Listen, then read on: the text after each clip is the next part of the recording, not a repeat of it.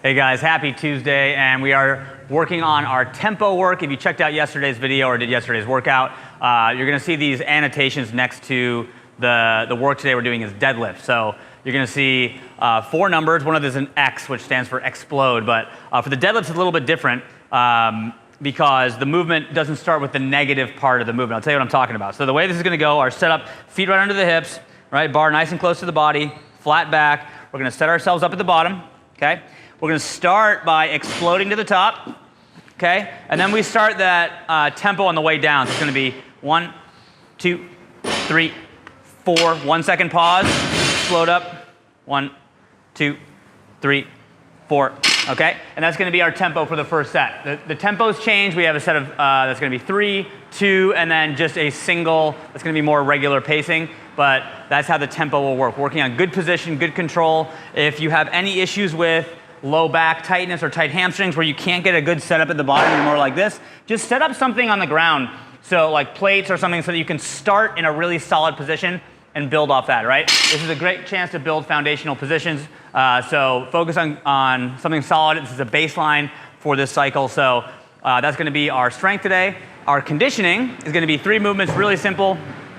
We're gonna be doing dumbbell box step overs, toes to bar, and double unders. So the dumbbell box step overs, grab a set of dumbbells, right? I always say if these are gonna be heavier, use the weight to your advantage. You're gonna kind of swing them out in front of you, stand, stay low, and then rotate.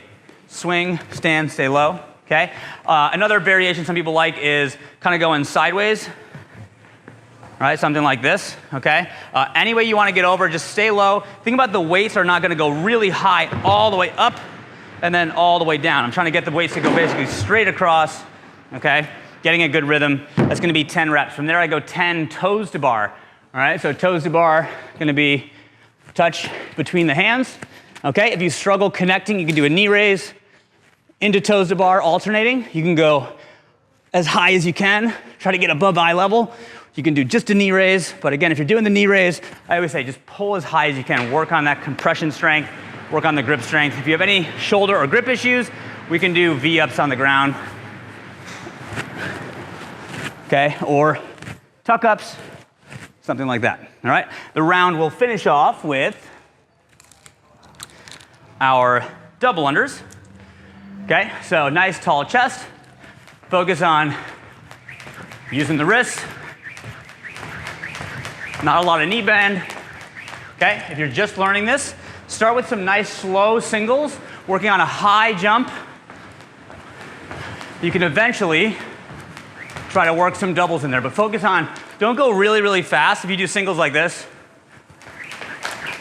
that won't translate as well to the double under. So focus on high singles and eventually try to get a double. Okay, so it's gonna be just a Amrap today for those 3 movements.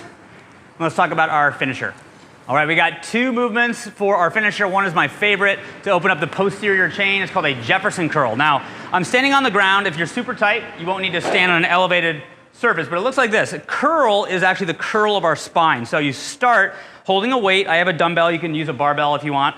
But you're gonna curl down. Really focus on pushing the knees back and keeping the legs straight. So don't let, if you feel tightness in your hamstring, don't lose that tension by bending your knees, okay? Really push the knees back the entire time and keep rounding and rounding and rounding. Keep going down as far as you can, and then you curl yourself back up. All right? If you're mobile enough to get that weight past your feet, what you're gonna do is start on something elevated so you can get a bigger range of motion, okay? So again, curl, pushing the knees back, curl, reach, don't bend the knees, the bottom hurts a lot, and then you curl yourself back up. So basically it's a weighted stretch. If you do it right, you will feel this through the entire backside of your body. It's an awesome exercise. Only 6 reps, so work hard on those. And then the next one is a weighted side plank. So side plank by itself for 30 seconds is hard. Right, hand up, stack the feet, nice high hip, okay? If this is hard for you, you can stagger your feet or you can drop the bottom knee. It's a little bit easier. If this is easy for you, you're gonna add weight, okay, at the hip. Okay, any size dumbbell, going 30 seconds on each side, all right? So that is our finisher, guys. 2 days down, let's talk about Wednesday.